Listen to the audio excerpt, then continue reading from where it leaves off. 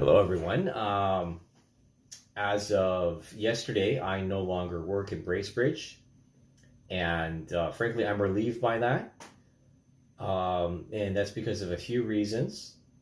I believe I was getting along quite well with the people at that AMO. I have no reason to believe that there was any animosity between any of us.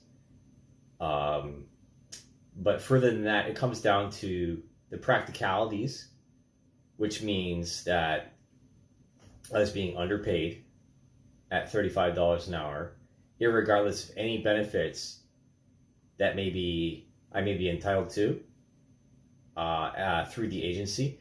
If I needed accommodations, it would come out of my wages. And my wage was under market value at $35 an hour, which in Canada is below the cut rate now. When I was contracting independently, it was north of $40 an hour, averaging $45 to $50 an hour plus per diems of $100 or $110 an hour, which means I was making on average around $12,000 a month, which allowed me to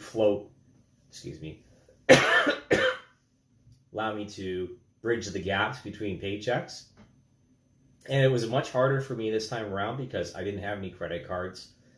I had some support from my family, but that didn't cut it. It didn't cut it. Okay, especially when I have to pay out of my income. Maybe I sound entitled about this, but when you have to travel across the country to make a living, then that's when it really matters. Okay. And it was not enough. It was not enough.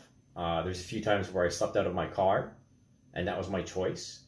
But if I can't find a place to live and I have to go to the food bank, and even though I'm working, I don't believe that is dignifying for someone of my stature and of my education.